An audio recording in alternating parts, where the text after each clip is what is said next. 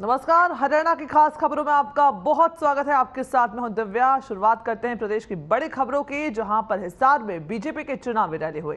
इस दौरान सुशीला भवन में हिसार लोकसभा क्षेत्र से पार्टी प्रत्याशी रणजीत सिंह चौटाला के कार्यालय उद्घाटन अवसर पर आयोजित जनसभा को सीएम सैनी ने संबोधित किया। मुख्यमंत्री नायब सिंह सैनी ने इस दौरान कहा कि कांग्रेस पार्टी के लोग चुनाव लड़ने की हिम्मत नहीं जुटा पा रहे हैं। बीजेपी के हाथों हार के डर से कांग्रेस के नेता एक दूसरे को चुनाव लड़ने के लिए आगे करें ताकि वे खुद हार से बच जाएं। उन्होंने कहा कि हम सबको मिलकर प्रधानमंत्री नरेंद्र मोदी के 400 पार के संकल्प को पूरा करना है। इस बीच सावित्री जिंदल ने बीजेपी की सदस्यता भी ग्रहण कर ली।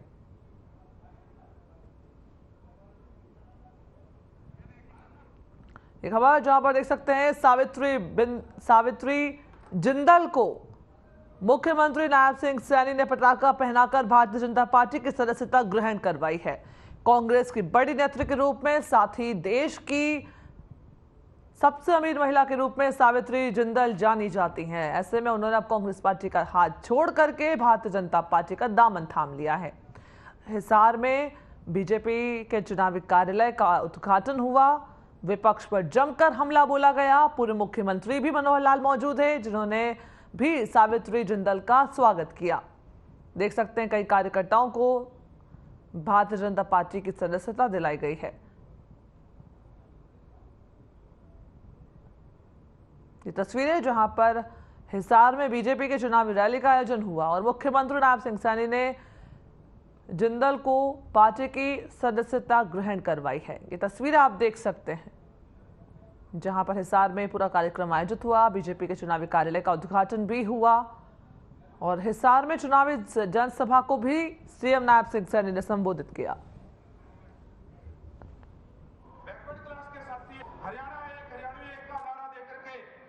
दोनों हाथ जोड़ करके आप सबको प्रणाम भी करता हूं। जो आदरणीय नरेंद्र मोदी जी की सोच है और जो हमारे भारतीय जनता पार्टी के राष्ट्रीय अध्यक्ष आदरणीय जगत प्रकाश नड्डा जी की सोच है और हरियाणा के हमारे पूर्व मुख्यमंत्री आदरणीय मनोहर लाल जी की सोच है कि जो ये भारत आज इन 10 वर्षों के अंदर एक नया भारत बना है, मजबूती से ये विकास की गाथा भारत की बड़ी तेजी से आगे बढ़ी है। उस विकसित भारत को बनाने में 25 मई को हम सबका एक बड़ा योगदान है और आप सब इतनी भारी संख्या में एकत्र होकर के कमल का फूल खिलाने के लिए आए हैं। इस विकसित राष्ट्र, इस भारत को विकसित भारत बनाने का हम मिलकर के काम करेंगे।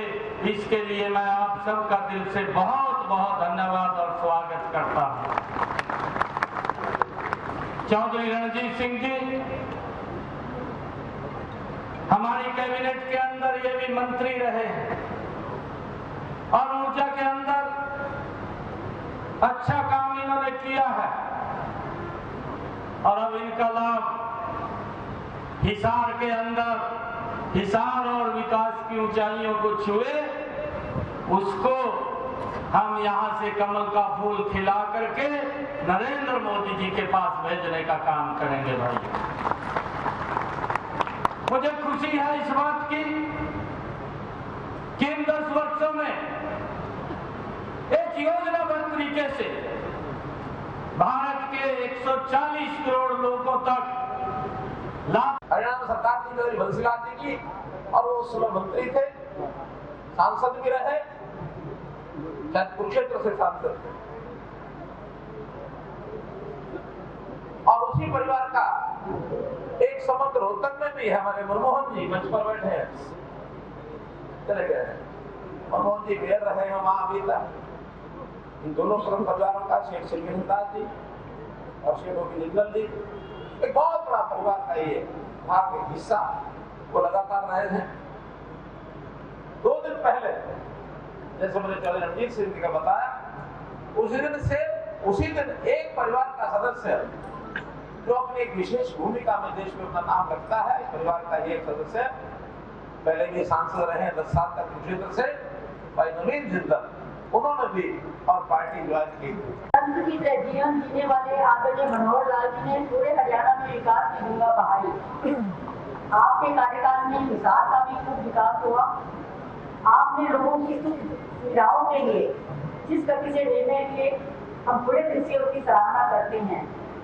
और हमें बहुत खुशी है कि अब यह दायित्व हमारे युवा मुख्यमंत्री श्री नायब सिंह सैनी जी के पास है। आप दोनों में संग्राम और दृढ़ता को देखते हैं। आज के इस युग में जहाँ कुर्सी के लिए लड़ाइयाँ हो रही हैं, वहीं मनोहर लाल जी ने मुख्यमंत्री की कुर्सी और एमएलए की सीट दोनों का त्याग कर एक बड़ा आदर्श प्रस्तुत किया है। संगठन के प्रति समर्पित और कार्यकर्ताओं के प्रिय से नायब सैनी जी ने भी सांसद और मुख्यमंत्री पद की जिम्मेवारी संभाल ली। राजनीतिक निष्ठा और समर्पण का इससे बड़ा उदाहरण और क्या हो सकता है। भगवान श्री राम हमारे आदर्श हैं और अयोध्या में उनका भव्य मंदिर हमारे लिए गर्व और स्वाभिमान का प्रतीक है। वहीं हरियाणा के सीएम नायब सिंह सैनी करनाल विधानसभा से उपचुनाव लड़ेंगे। बीजेपी ने बुधवार को उन्हें अधिकृत रूप से प्रत्याशी घोषित कर दिया। वहीं 12 मार्च को मनोहर लाल ने मुख्यमंत्री पद से इस्तीफा दिया था और इस दिन नायब सिंह सैनी ने नए मुख्यमंत्री के तौर पर शपथ ग्रहण की थी। उनके साथ 5 कैबिनेट मंत्रियों ने भी उस दिन शपथ ली थी।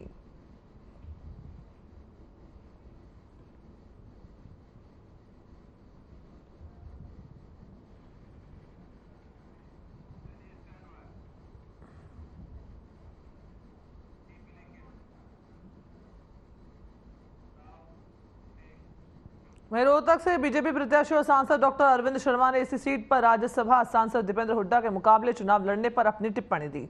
उन्होंने कहा कि उन्हें घमंड बिल्कुल नहीं है, लेकिन वो चुनाव मजबूती के साथ लड़ने वाले हैं और फैसला रोहतक संसदीय सीट की जनता के हाथ में है। डॉक्टर शर्मा अपने चुनाव प्रचार को गति देने के लिए पहली बार मैदान में उतरे थे। वहीं अरविंद शर्मा ने कांग्रेस नेत्री सुप्रिया श्रीनेत द्वारा हिमाचल की मंडी सीट से प्रत्याशी कंगना रनौत के खिलाफ की गई अभद्र टिप्पणी की भी निंदा की। उन्होंने कहा कि श्रीनेत ने इस मामले में अफसोस जाहिर कर लिया, लेकिन पूरा देश इस बात की निंदा कर रहा है। इस दौरान उन्होंने केंद्र की मोदी सरकार के समर्थन में जमकर कशीदे पढ़ते हुए कहा कि मोदी सरकार में महिला, बुजुर्ग, सैनिक, गरीब और किसान समेत हर वर्ग को सम्मान मिला है।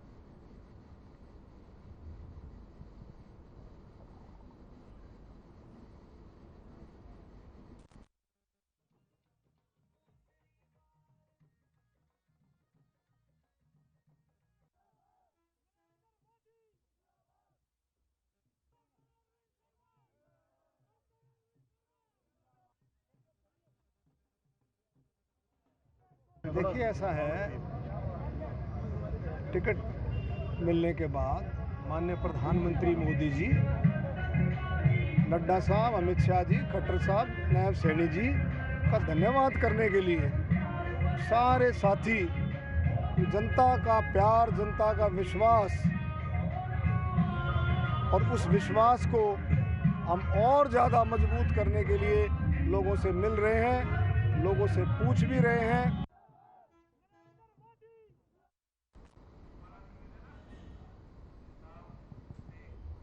वहीं अम्बाला से लोकसभा प्रत्याशी बंतो कटारिया ने हरियाणा के पूर्व गृह मंत्री अनिल विज से उनके निवास स्थान पर मुलाकात की और इस बीच दोनों नेताओं के बीच चुनाव को लेकर चर्चा हुई। मुलाकात के बाद अनिल विज और बंतो कटारिया का बयान सामने आया। विज ने विपक्षी पार्टियों पर तंज कसते हुए कहा कि हमारे कार्यकर्ता हमेशा फील्ड में रह करके काम करते हैं, तो वहीं बंतो कटारिया ने कहा कि विज ने उन्हें आश्वासन दिया है कि यहाँ चिंता करने की जरूरत नहीं है, सभी कार्यकर्ता काम पर लगे हैं।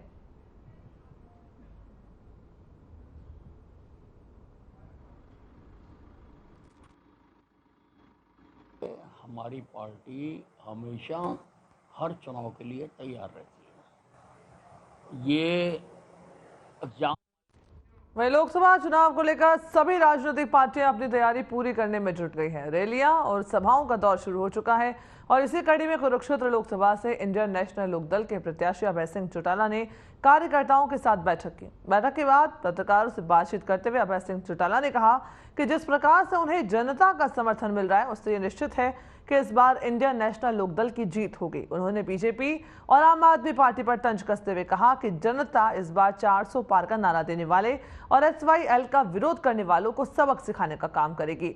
और इसके अलावा अभय सिंह चौटाला ने कहा कि अगर सभी पार्टियां मिलकर करनाल उपचुनाव में अपना साझा प्रत्याशी उतारेगी तो निश्चित ही नायब सैनिक की बड़ी हार होगी।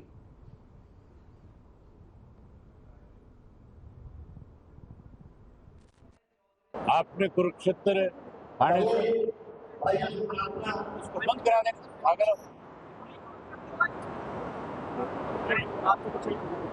आपने स्वयं देखा थानेसर विधानसभा के कार्यकर्ताओं की बैठक थी। जो बैठक का स्थान निर्धारित किया गया वो छोटा पड़ गया। बहुत सारे साथी बाहर खड़े थे। हमारे कार्यकर्ताओं के हौसले बहुत बुलंद हैं और इंतजार कर रहे हैं कि कब 25 तारीख आए। ये 400 पार वाले हैं, इनको सबक देंगे। वहीं जो SYL का विरोध करने वाले लोग हैं उनको भी यहाँ से खाली हाथ लौटाने का काम है। कुरुक्षेत्र की सीट अब की बार इंडियन नेशनल लोकदल पार्टी जीतेगी। युवा जो है, जो मेरे विधानसभा के सेशन के दौरान जो मुझे सुनते हैं, जो बात मैं प्रदेश के हितों की उठाता हूँ, मुझे ये उम्मीद है कि बहुत सारे ऐसे साथी भी होंगे जो मुझे कभी नहीं मिले होंगे, जिनसे मेरा कभी दूर का रिश्ता भी नहीं रहा होगा, लेकिन इस चुनाव में न केवल मुझे वो अपना वोट देंगे लेकिन मेरे लिए काम करेंगे। एक कार्यकर्ता के रूप में मेरी ताकत बढ़ाएंगे। अभी कार्यकर्ताओं की बैठक हो रही है, अभी चुनाव दूर है।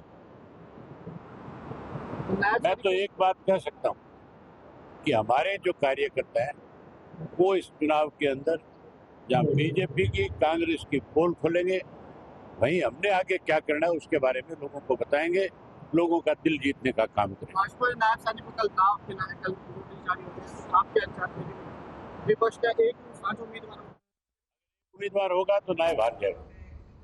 वहीं अम्बाला से लोकसभा प्रत्याशी बंतो कटारिया ने हरियाणा के पूर्व गृह मंत्री अनिल विज से उनके निवास स्थान पर मुलाकात की।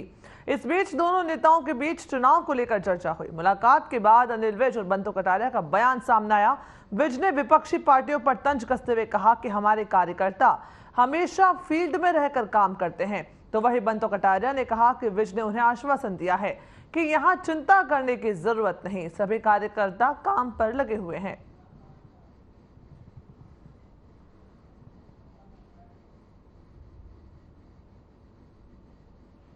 हमारी पार्टी हमेशा हर चुनाव के लिए तैयार रहती है।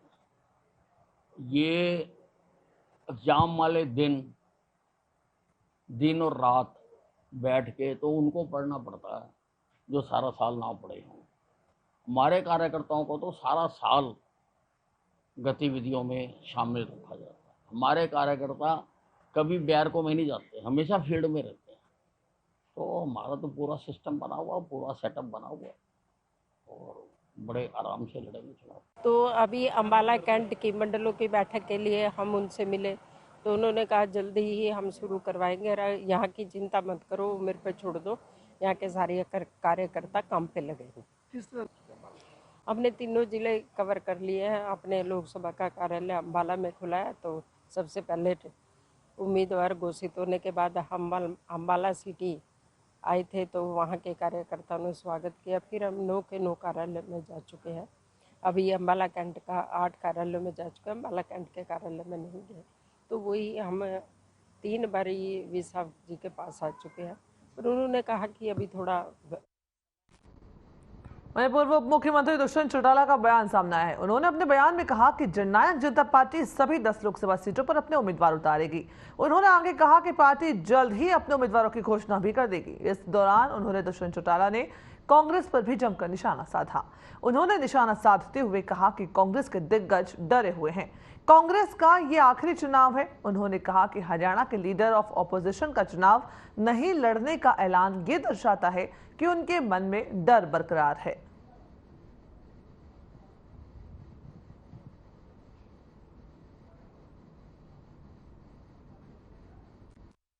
पार्टी की पीएसी की बैठक हुई थी और पीएसी की बैठक में राष्ट्रीय अध्यक्ष के नेतृत्व में यही निर्णय लिया गया कि सभी 10 लोकसभा सीटों पर जननायक जनता पार्टी मजबूत उम्मीदवार भी उतारेगी और मजबूती से उन सीटों को जीतने का भी काम करेगी। प्राथमिक तौर के जो स्क्रीनिंग है उस पर चर्चा हुई है और जल्द जो संभावित उम्मीदवार हैं उनके नामों की पार्टी घोषणा भी करने का काम करेगी। मेरा ये मानना है कि जिस तरह के प्रदेश के हालात हैं, प्रदेश की परिस्थिति को देखते हुए लोग बढ़ चढ़कर वोट भी डालेंगे और पार्टी के कार्यकर्ता जो भी जिम्मेवारी लेकर मैदान में उतरेंगे उनको जिताने का भी काम करेंगे। रोहतक से संजय कबलाना का नाम चल रहा है या कोई अन्य कोई भी उम्मीदवार हो इसका नाम चल रहा है, ये अभी प्रस्तावित करना मुमकिन नहीं है, मगर पार्टी के कई कार्यकर्ताओं के नाम हल्का लेवल की बैठकों से आए हैं और उसके ऊपर स्क्रीनिंग करके पीएससी अपना निर्णय लेगी। आपके परिवार से चुनाव लड़ने से मना किया है, कहा कि सुरजेवाला और किरण चौधरी। देखो, कांग्रेस के अंदर एक चीज़ तो साफ सामने आ रही है कि पूरे देश में कांग्रेस के जिनको हम दिग्गज कहा करते थे वो सारे डर रहे हैं और ये चीज़ साफ कर देती है कि कांग्रेस का ये अंतिम चुनाव है और जिस तरीके से लीडर ऑफ ऑपोजिशन ने मना किया है हरियाणा के अंदर, ये साफ दिखाता है कि उनके मन में भी कहीं ना कहीं घबराहट। अरविंद केजरीवाल की गिरफ्तारी को किस तरह देखते हैं? कल उनकी पत्नी ने प्रेस कॉन्फ्रेंस की, देखो कोर्ट में अपना बयान जो ये पूरा लेकर स्कैम का मामला है, ये अपने आप में पहले दिन से एक गंभीर विषय है कि किस तरीके से पॉलिसी ड्राफ्ट करी। उसमें अरविंद केजरीवाल का रोल कितना है, कितनी उनकी इन्वॉल्वमेंट है, ये तो इन्वेस्टिगेशन के बाद पता चले। आपके परिवार से कौन कौन आ रहा है? राजकुमार सैनी भी कांग्रेस की तरफ से। कौन चुनाव लड़ेगा हाँ जी, तो पार्टी का नेतृत्व तय करे, पर मैं ये जरूर बोल सकता हूँ कि जिसको भी जिम्मेवारी मिलेगी कोई पीछे नहीं हटेगा। आपने ये कहा था कि रोहतक की सीट गठबंधन में आपके खाते में आ रही थी, जब आपने मना कर दिया तो क्या इसको ये ना माना जाए अब तो आप किसी कार्यकर्ता को भेंट चढ़ा रहे हो दीपेंद्र हुड्डा के सामने? यदि गठबंधन में मिल रही थी तब आप संजय कबलाना को दे सकते थे या किसी और को दे सकते थे। मैं आपको एक चीज स्पष्ट कह देता हूँ कि अगर अलायंस में भी आती तो भी लड़ना पड़ता, आज भी लड़ना पड़ रहा है। क्या पार्टी पीछे हट रही है? और फायदा नुकसान की राजनीति ना चौधरी देवीलाल जी ने करी ना हमने करी। हमने ईमानदारी से 4.5 साल काम किया, प्रदेश की प्रगति के लिए काम, आगे भी करते रहे। वहीं भिवानी में पूर्व मुख्यमंत्री चौधरी बंसीलाल के 18वीं पुण्यतिथि पर पूर्व सांसद श्रुति चौधरी ने उनकी प्रतिमा पर पुष्पांजलि अर्पित की और उन्हें याद किया। इस दौरान श्रुति चौधरी ने कहा कि बंसीलाल वो पुरुष थे जिन्होंने प्रदेश के अंतिम छोर तक सड़क, बिजली और पानी पहुंचाने का काम किया।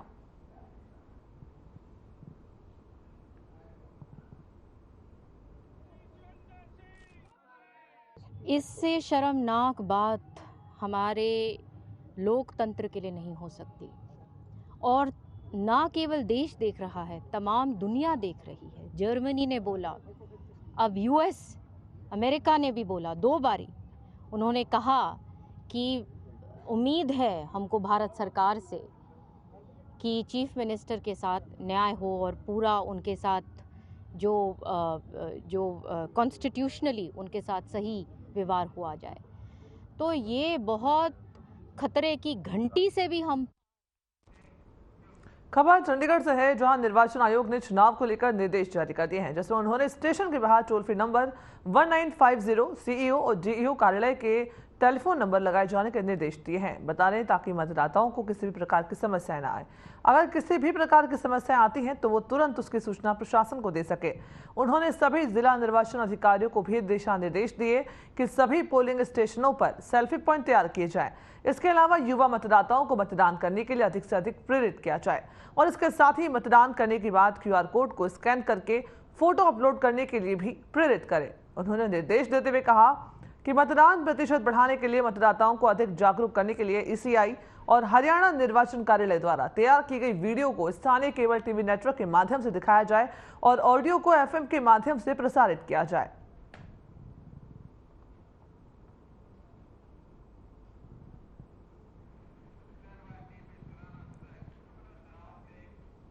वहीं जुलाना क्षेत्र के गांव करसोला के खेत में बेल पर आए अपराधी ने फांसी लगाकर आत्महत्या कर ली।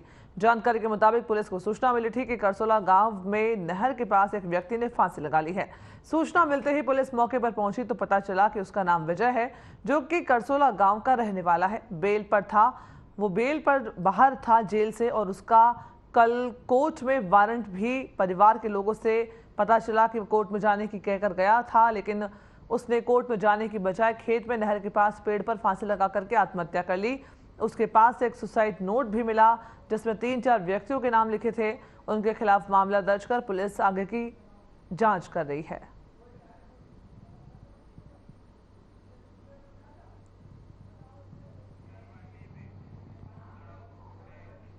वहीं जुलाना क्षेत्र में देशखेड़ा गांव के पास से पुलिस ने कार्रवाई करते हुए 2 तस्करों को गिरफ्तार किया है, जिनके पास से पुलिस ने नशीले पदार्थ भी बरामद किए। जुलाना थाना प्रभारी नवीन मोर ने यह बताया कि गुप्त सूचना के आधार पर पुलिस ने देशखेड़ा गांव के पास नाकाबंदी की और चेकिंग के दौरान तस्करों को गिरफ्तार किया।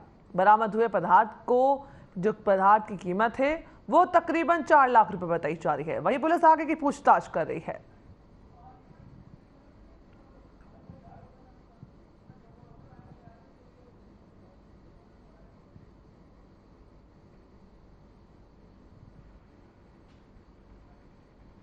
कर रही थी तो सूचना प्राप्त हुई थी कि कोई 2 लड़के बुलेट मोटरसाइकिल पे कोई कट्टे में भर के कोई नशीली वस्तु लेके आ रहे हैं।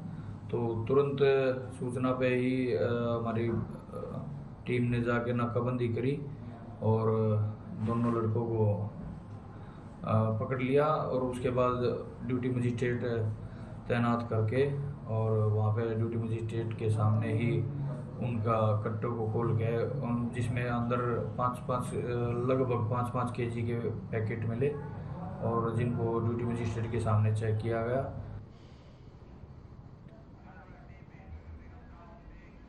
खबर अम्बाला से है, जहां शहर के बस स्टैंड के नजदीक स्थित अंबा मार्केट में नगर निगम और पुलिस की संयुक्त टीमों की अवैध अतिक्रमण पर बड़ी कार्रवाई देखने को मिली। टीमों ने पार्क में बनी झुग्गी झोपड़ियों को हटवाने के साथ साथ सड़कों पर किए हुए अवैध अतिक्रमण को भी हटाया। इसके साथ ही कई लोगों को अतिक्रमण हटाने के लिए रविवार तक का समय भी दिया। ज्यादा जानकारी देते हुए नगर निगम अधिकारी ने बताया कि दुकानदारों ने शिकायत की थी कि अंबा मार्केट में बने पार्क में लोगों ने अवैध अतिक्रमण किया हुआ था, जिस पर कार्रवाई की गई है।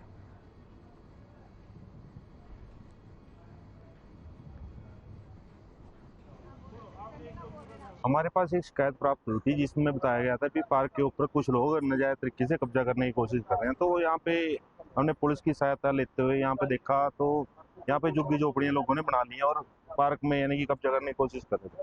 तो ये अपना पुलिस की सहायता लेकर हमने झुग्गी झोपड़ियों को हटा दिया। एक को अपना 2 दिन का समय दे दिया, अगर वो नहीं हटी तो सोमवार को उसको भी यानी कि तरीके से हटाया। उनको समय समय पर अपना चेतावनी भी दे रहे हैं। तो कईयों का सामान भी जब्त किया, पीछे भी अपना ड्राइव चला रहे हैं। अभी भी ट्राली गई है अपना। हमारी अंबा मार्केट बढ़ती है, इसमें से ना दुकानदार जो भाई हैं अपने वो इकट्ठे हो गए आज एक शिकायत दी थी, जिसमें पार्क को लेके पार्क में जो झुग्गी झोपड़ी लगी हुई थी और जो रेडियां खड़ी करते थे तो इनको उठवाया गया निगम की सहायता से। और झुग्गी झोपड़ी जो 1-2 थी उनको भी उठवाया गया और एक को टाइम भी दिया गया है संडे तक का, जिसने कहा कि मैं संडे तक इसको खाली कर देंगे। और जो हमारा पुल है, रेलवे पुल है, उसके नीचे भी लोगों ने काफ़ी कब्जा किया हुआ था, वहाँ से भी कुछ रेडियो को उठाया गया या जो कि झोपड़ी जो थी उनको भी उठाया गया। हरियाणा का बुलेटिन देख रहे थे आप। बुलेटिन में फिलहाल इतना ही, मुझे दीजिए इजाजत। नमस्कार।